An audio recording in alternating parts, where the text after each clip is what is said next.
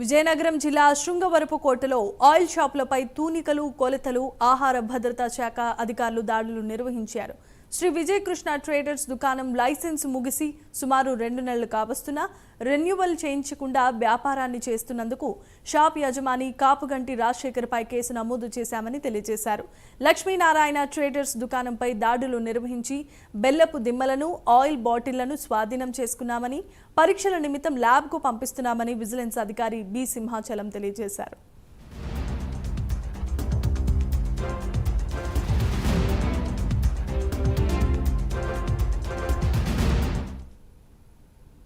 ప్యాకెట్లు అమ్ముతుంటే అది సీజ్ చేసి ఆయన మీద సెక్షన్ 2.3.15 కింద సెక్షన్ కింద కేసు నమోదు చేయడం జరుగుతుంది.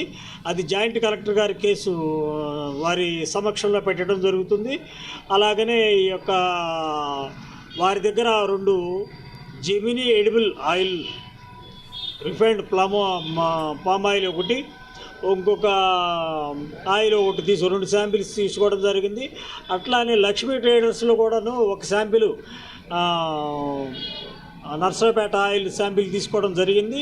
అవన్నీ కూడాను రసాయనిక చర్యలు, రసాయనిక పరీక్షల నిమిత్తం నాచారం ల్యాబొరేటరీకి రేపు పంపించడం జరుగుతుంది. ఆ పరీక్షల ఫలితాలు రావడంతోనే వెంటనే వీరి మీద చర్యలు తీసుకోవడం జరుగుతుంది.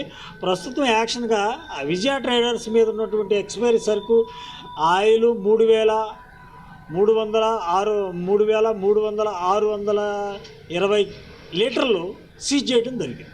ఎస్కోట్లోని 2 షాపుల మీద తనిఖీలు నిర్వహించడం జరిగింది. ఒకటి శ్రీ విజయకృష్ణ ట్రేడర్స్ ఎడ్లవీధి ఎస్కోట, రెండోది MS Lakshminarayana traders Araku road S. Kota. ఇందులో తనిఖీలు నిర్వహించడం జరిగింది. ఇందులో భాగంగా శ్రీ విజయకృష్ణ ట్రేడర్స్లోని వాళ్ళకి ఫుడ్ సేఫ్టీ లైసెన్స్ కాలపరిమితి అయిపోయినప్పటికీ కూడా వాళ్ళు రెన్యువల్ చేయించుకోకుండా ఆయిల్స్ అమ్మడము, అదేవిధంగా లూజ్ ఆయిల్ అమ్మే అవకాశం వాళ్ళకి లేదు, అంటే లైసెన్స్ తీసుకోలేదు, అయినప్పటికీ లూజు పామ్ ఆయిల్ కూడా అమ్మడం జరుగుతుంది.